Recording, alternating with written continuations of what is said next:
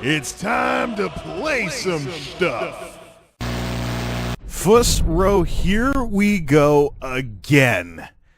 Ladies and gentlemen, this is Jay, aka MultimediaJay, and this is Play Some Stuff for Elder Scrolls Skyrim Special Edition.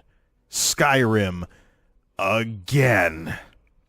It's really quite sobering that this game is less than 2 weeks away from being a 5-year-old game. But then again, it is kind of a surprise to those of us that have been playing these games in terms of where has the time gone.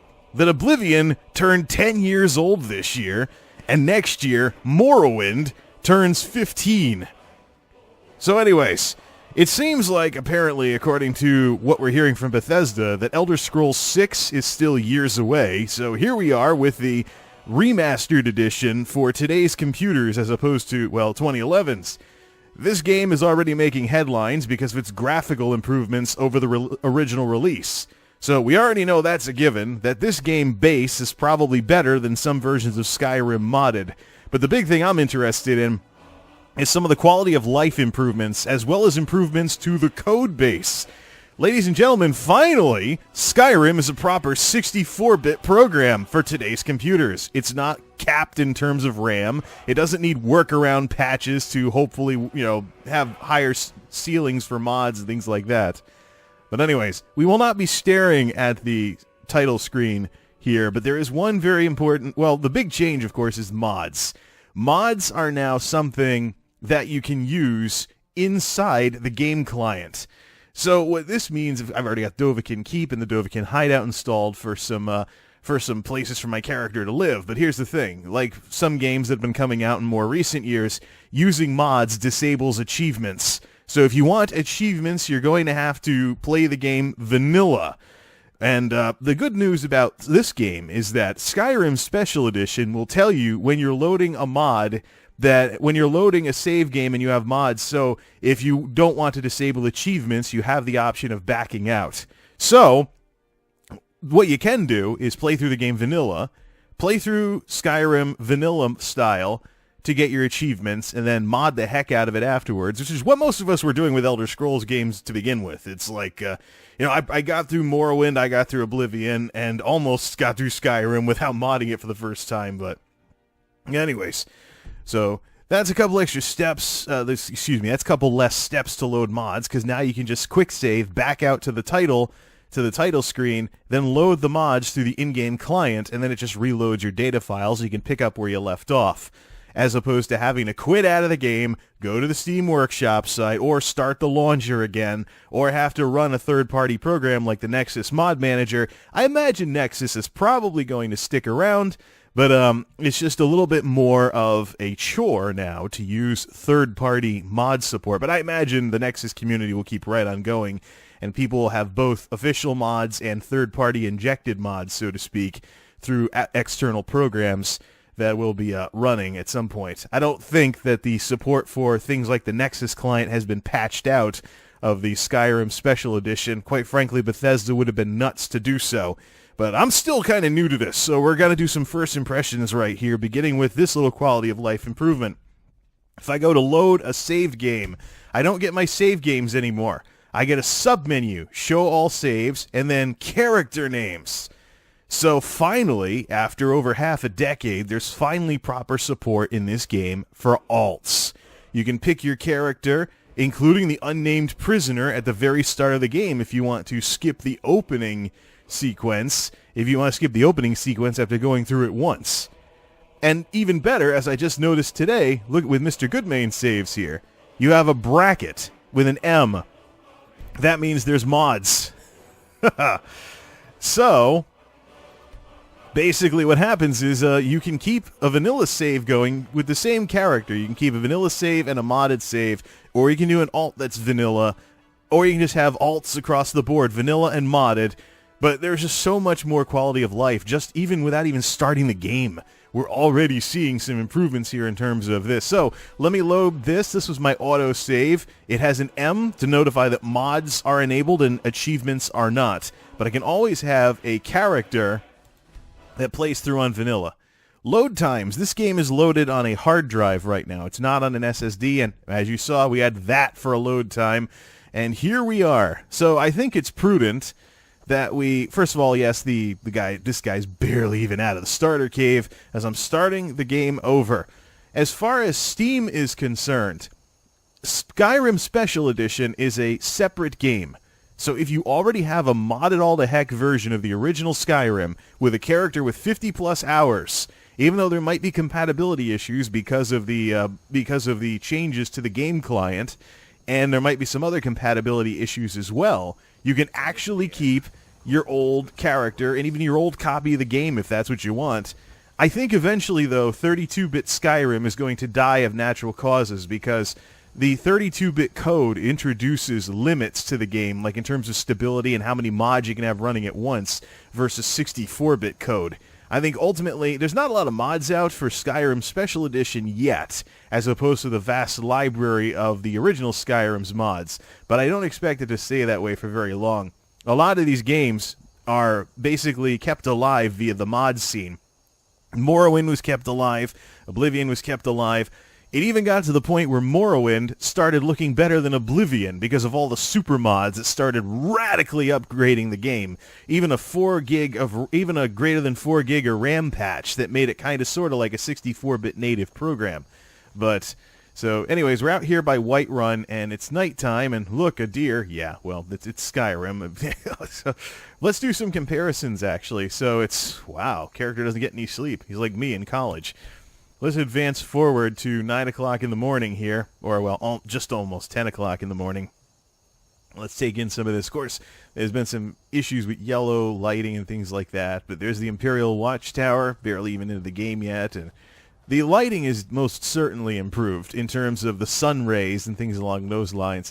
It's almost like turning Skyrim into fairy tale mode. But the draw distance is still there. The textures are improved versus the high-res texture pack, although in some cases not very much. But you've got massive draw distance. You have other quality of life improvements, like if you attack with a bow, your arrows won't despawn anymore. Matter of fact, I don't have it as a... Let's see just how long of a shot that I can get in here. Let's see how far away I can hit one of those deer. Well, it would work if he was walking away from me and not coming towards me.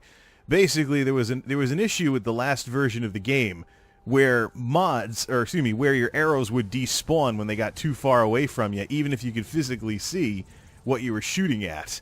So as long as you can see your target, let's just back way the heck up. So get it to the edge of what we can see here, and then, all right, and let's do this. And I missed. You still have to actually land the shot and take the flight direction in mind here, as well as the arc. That's too low. Bring it up. See if we can make the arrow fall on from above. That's too high. Oh, wait, we did hit him. See, there's that deer right there. Yep, we hit him again. So roughly this high then. Why he's not moving? It might be the AI distance could be an issue with this as well. And now he's running.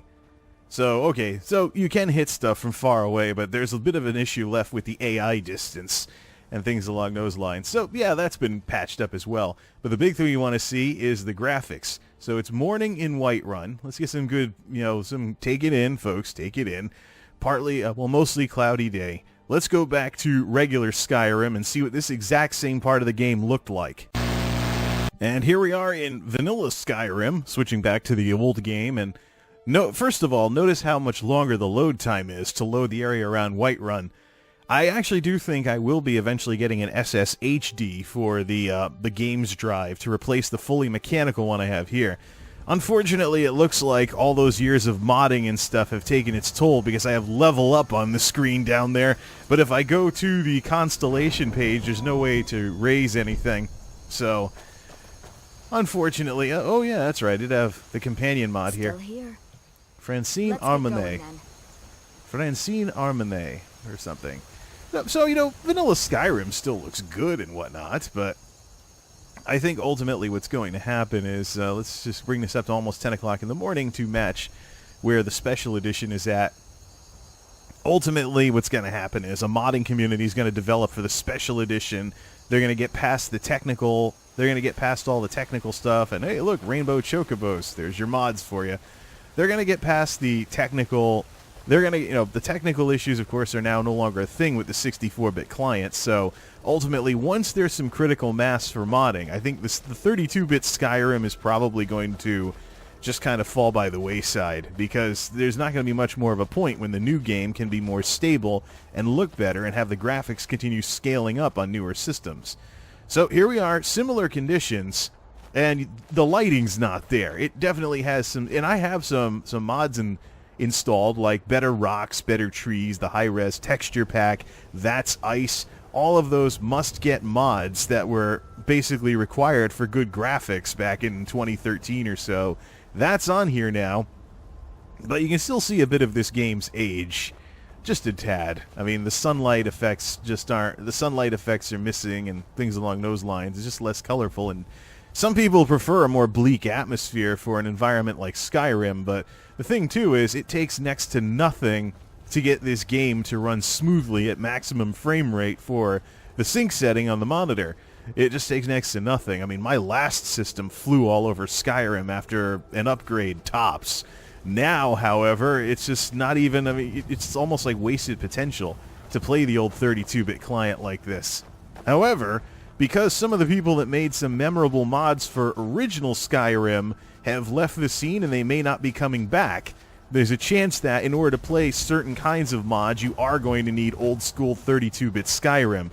I just hope that Steam can give you, like, if you buy the Special Edition, you get a free copy of the 32-bit one, just because, pay regular price for the Special Edition, then you get the old one for free, and then just switch between them. As I think ultimately there's probably going to be some kind of value with old Skyrim for older mods that were never updated. That assumes that other modders don't pick up where some of them left off. I know the Dovahkiin Hideout, for example, has a new author, and picked up where the old author left off and actually brought it a little further. Then I think the old author came back to the modding scene. But unfortunately, I can't really keep my save game because, as you can see, level up, but this guy can't level up. So I may have to start all over here, too. What I'll do is, when I get a little more established in the new Skyrim, I think I might mod this with Tropical Skyrim and play through Tropical Skyrim on here with the 32-bit client, just to make things interesting, because I was always torn between Tropical Skyrim and regular Skyrim, because I haven't 100% beat this game after all these years, because there's just so much in it. And I've had MMOs going on, and I've had all kinds of other stuff going on. So, it's possible that you could see people using Special Edition as what they're playing Skyrim in, and then the old 32-bit client for playing older total conversions that were never brought forward to the new edition of Skyrim. But I hope you've seen, with similar weather, the kinds of differences we're looking at between the original Skyrim and the re-release. So let's get out of this buggy mess. It's gonna be too bad I have to get rid of some of my saves after this, but I think that's the only way I can get that level up off the screen now, because I had Dragon Souls for perks as one of the mods installed for vanilla Skyrim. But yeah, alright, let's get back to the Special Edition, darn it. Alright, back to Game of the Year Edition. Special Edition. A little Freudian slip there, because that is what comes with the Special Edition, is all of the DLC from all the way up to Dragonborn, of course. All the official DLC, Hearthfire, Dawnguard, etc. It's all here. It's kind of the equivalent of one of those Game of the Year editions that come out after you... It's one of those Game of the Year edition equivalents that comes out after a game has run its course, and it's like, hey, who still wants this? We'll give you everything at once, and all that lovely stuff. So unfortunately, I'm looking for a couple of mods to be ported over to the Special Edition, like the Whistle mod. Basically, the Whistle mod lets you call your horse by whistling using the shout command. So instead of having like Fusroda or something loaded, you can actually call your horse that way, and woo, and there he comes. So I'm curious what it's going to be like to have all of the DLC at once. all the DLC at once in terms of, will I get attacked at level 5, like when I played Morrowind Game of the Year Edition, and I was barely into Morrowind, and boom, the beginning of Elder Scrolls Tribunal starts up. Hey, you want to go to Mournhold? You're only level 5, but... So, anyways, instead of running endlessly around Whiterun's field here, which kind of reminds me of the Hyrule field in Zelda Ocarina of Time, the mashup, I gotta put the mashup up on Daily Motion at some point. The old mashup video that I did previously on YouTube, but unfortunately there were Nintendo problems because of the mashup nature of the video. So, but YouTube's issues with Nintendo and Sega are something that I'm not interested in revisiting here on Twitch.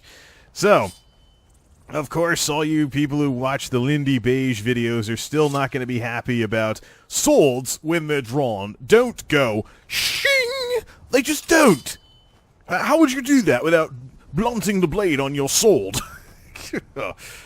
So yes, big empty field. I need to go find a dungeon, specifically Bleak Falls Barrow. I am that early in the darn game. Go to Bleak Falls Barrow and retrieve the Dragonstone. And I can join the Imperial Legion, join the Companions, College of Winterhold, and I am actually working on a mod quest for the Dovahkiin's Amulet, which is supposed to warp me back to the Dovahkiin's hideout, but it does not work as of yet. And actually, I don't even have it. The quest NPC has it. So let's go revisit the Dovahkiin's hideout, which is actually one of my favorite mods from original Skyrim, largely because it was the Skyrim equivalent of the private mobile base, which was the closest thing Morrowind had to an airship. In Oblivion, we saw this with the Hatterath Tower. And then in Skyrim, we had something that didn't even move. It was almost like secret passages everywhere in the world. So, anyways, yeah, one last look at the nice new graphics, the 64-bit native code, and the higher optimization natively from Bethesda than any mod is ever going to do. Basically, what this amounts to is a better starting point. All right, hand over your valuables, or I'll gut you like a fish. Oh, joy. Nice try, but you don't scare me. Okay, then I'll Not kill you gonna then. Ask again. All right. Don't you walk away from me. You're as good as dead. Nice try, jackass. Because I got plenty of potions, and, like all my other characters, this guy is very, very paladin-like. And, of course, like in Skyrim, you can always... Like in original Skyrim, you can still do that. How many cartoons were there? Shut up. There we go. For you to die. Oh, a little bit early on that one. I said shut up before you said try it for you to die. How many cartoons were there that showed the guy about to get killed, then he eats 40 apples or something? I gotta get this guy some proper heavy armor, though, if he's gonna be, like, paladin-ish in that respect. But at least the old...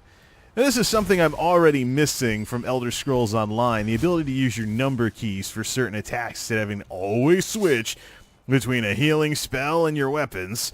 And that's one of the big problems I ran into with original Skyrim, is that I'd run around basically like this.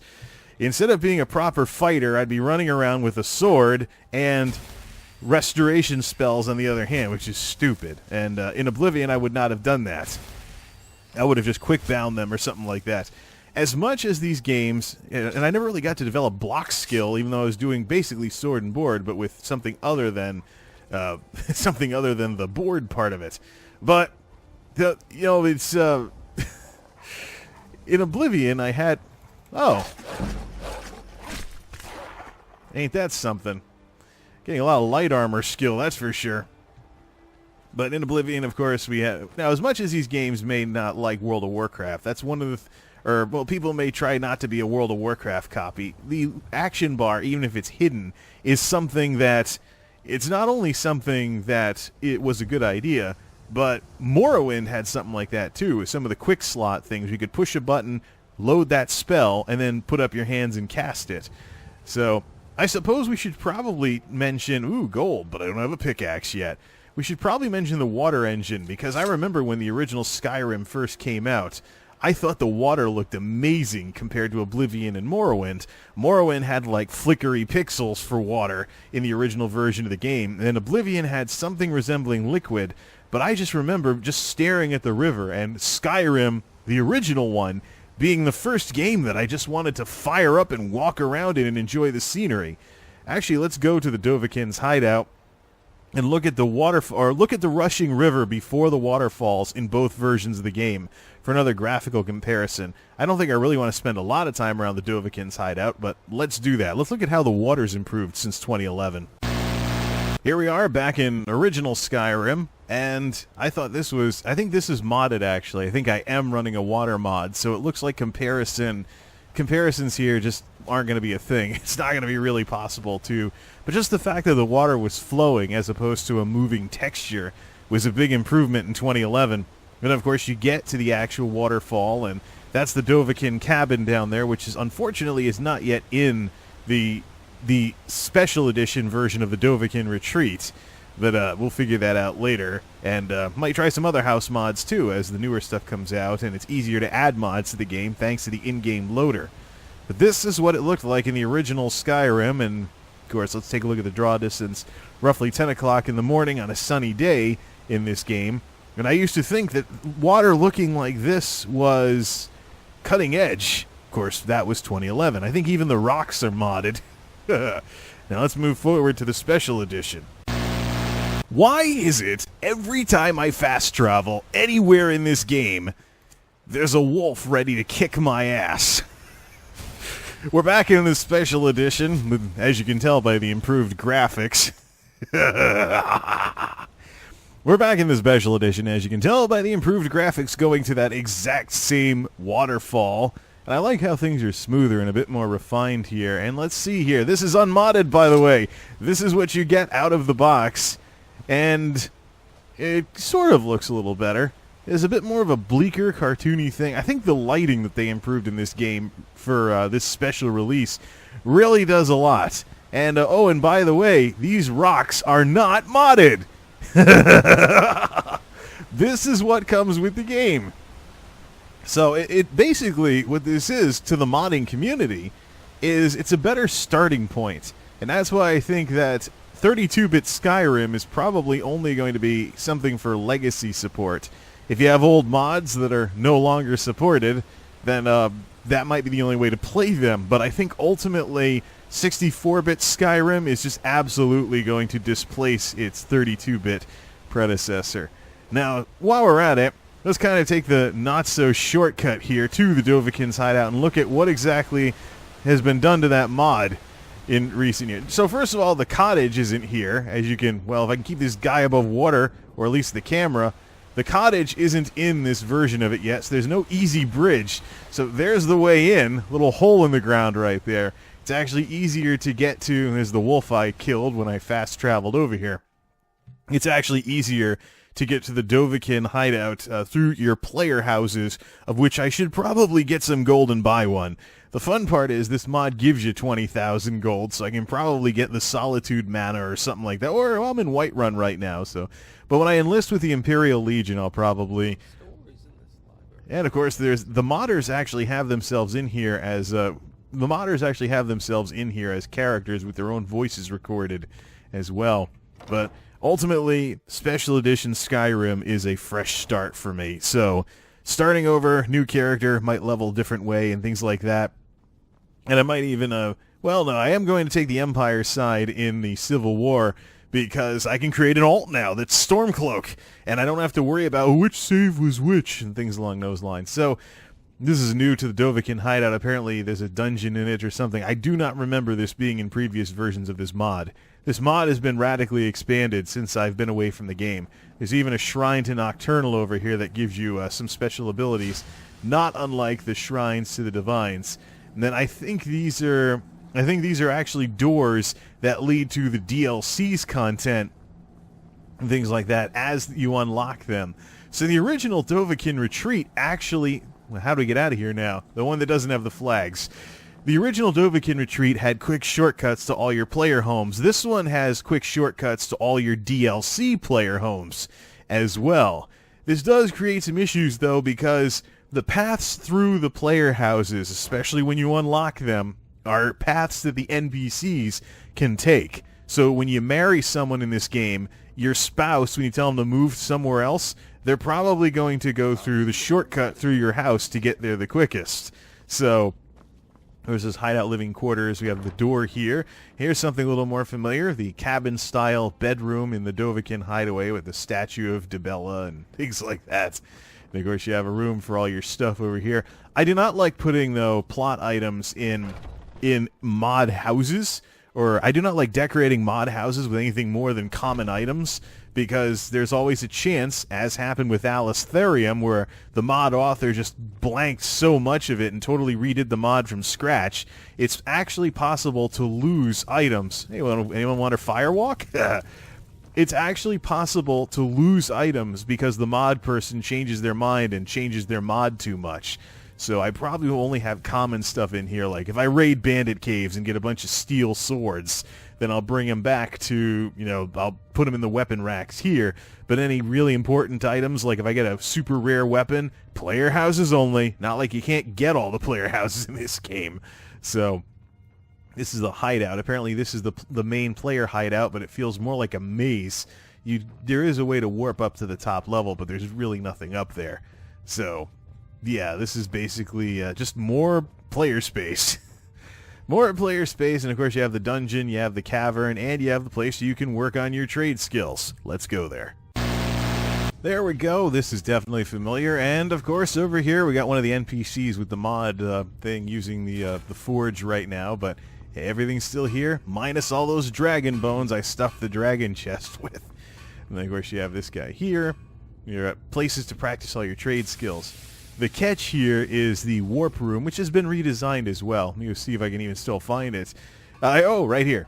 The catch is I already had two guards from opposite ends of the Civil War beating each other up in here because they somehow found their way down here and were walking through from one thing to the next. So you might get some weird stuff in this mod if, say, NPCs come through these doors, because that's how they're pathing from one area to the other, and then you might get some issues with that where they beat each other up because they're hostile to each other. Now, I was wondering why there was a fight in the middle of my house. I go over there and there's an Imperial Guard and a Stormcloak-friendly Riften Guard slicing each other up in the warp room. So it's not bad for an underground hideouts, but I really wish there would be a Skyrim version of the private mobile base or some kind of airship mod. But with the improved performance of the 64-bit code and the improved load times, I'm hoping that what happened with the instability, I'm curious if the instability issues with the airship mods that I played with on the original Skyrim probably are a thing of the past now, but we'll find that, we'll cross that bridge when we get to it. This guy, I don't even think he's, what is he? Is he even level? I think he's, character? Where's the quick character thing here? I don't have that bound. I don't have that key bound. I don't know what it is, but I don't even think this guy's level 2 yet. So, yes, it'll be fun playing Skyrim again. It'll certainly look better thanks to the facelift, and let's get outside, darn it. It will definitely be fun to play this game again and go through the main quest again and start playing with mods again with a newer code base that's contemporary. At this point, this game is a lot more future-proof than it was 5 years ago. I mean, just look at this. Because of the 64-bit code base, which is probably the single best thing that is improved about this game, there's just so much more modding potential. I'm particularly curious about total conversions. I'm also curious if there might be some update at some point that loads certain mods based on what character you load. So instead of, oh no, you're loading, you only get the warning message if you go from a vanilla save to a modded save. But I'm wondering if, suppose I want to play through a total conversion after total conversions become more of a thing in this game later on. When there's more total conversions available for Skyrim Special Edition, wouldn't it be nice if when you went to load your saves, it loaded the attached mods if they were available, and then only loaded, so I can have regular Skyrim, a character for that, and then tropical Skyrim, and then whatever else people come up with as well, have separate characters playing through separate types of content with separate mods loading when I select my character. That would be something. But even the ability to load mods inside the game is an improvement, and it actually gets, it's one step beyond what World of Warcraft's doing. World of Warcraft, you have to load your mods before you start the game, but you can turn them on and off while the game is going. With this, you can actually add stuff while the game is going. Although, unfortunately, I don't think... Nope, that's an in-game menu for favorites. Nope, there's nothing in here for it while the game... Oh, wait a minute. What's this? Logging you in. Can I get a... Well, no, this is just the mod list, and I can turn things on and off, I think? No. Nope. I have to do that outside the game, too. Imagine if, you had a mod loaded and you were standing in it, and then you turned it off and it was unloaded. Yeah, what kind of crash crap and glitch crap would happen then? So, here's Riverwood. Here is Riverwood. This is Riverwood, right? I'm getting it mixed up with some things called Riverview that, anyways. Yeah, this is Riverwood in Skyrim Special Edition. And I see it clearly, I see the improvements here. I don't know if the bitrate restrictions might ruin this on Twitch. Dragons? What is it, dragons? You think? That's what this game is all about. It gets kind of annoying, too, when the dragons are showing up every 5 minutes when you're trying to do other stuff later in the game. But, yeah. So, definitely, so here's my recommendation. If you don't have Skyrim yet, get this one. This is... It doesn't look like it now, but this is going to prove to be the more future-proof. We'll do Bleak Falls Barrow offline here, but if you don't have Skyrim yet, this is the one to get, because it's the more future-proof of all the releases that are out there right now. The modding community is going to take this and run with it. Eventually, and of course they might convert other mods they liked from original Skyrim. I imagine we'll see more of that as things move forward. But right now it may look like this game is kind of just a gimmick. But once the advantages of that code base really, the new code really start showing, the 64-bit thing, once that really starts strutting its stuff, so to speak, ultimately 32-bit Skyrim is going to be relegated to legacy only. And unfortunately, that's just the way it is with how computers have evolved in recent times. So I very much look forward to playing through this game again, even though I am doing content over again. I am looking forward to playing with mods in this game, and I am looking forward to hopefully a more streamlined interface to experiment with stuff. Maybe have videos about various mods that I find interesting and worth making a gaming video about as well. But for now, just standing on the bridge. That definitely looks kind of old with the textures, but that doesn't. Standing on the bridge, taking a look at the new Skyrim Special Edition and the improved visuals, and overall, actually, the way the camera moves and everything is a bit smoother as well. This just seems like it's been polished up, like, all over the place. It's just that it's treated like a separate game in Steam. So, it is going to be like starting over to an extent, but I think at this point, this game has definitely got... we know it has replay value because people mod the heck out of these Elder Scrolls games. But I'd say it's definitely worth starting over for at this point. Plus, since it doesn't replace the 32-bit version, if you still have your... mud crab! Iron sword, what you swinging at, butterflies? Why does that thing have an amethyst in it? Whatever. So yes, this game is definitely worth starting over, and because it does not replace the old install you might have, you can keep what you had, and then move forward with this. And that's what I'm going to do right now, is move forward. Plus, Elder Scrolls Online, want to talk about that as well, but saying hello again to Skyrim is something that I am very happy to have done, and yeah, the results are very nice. I am definitely curious as to what the modding community is going to come up with from here on out. Till next time, this is MultimediaJay, signing off. Thanks for stopping by, and game on!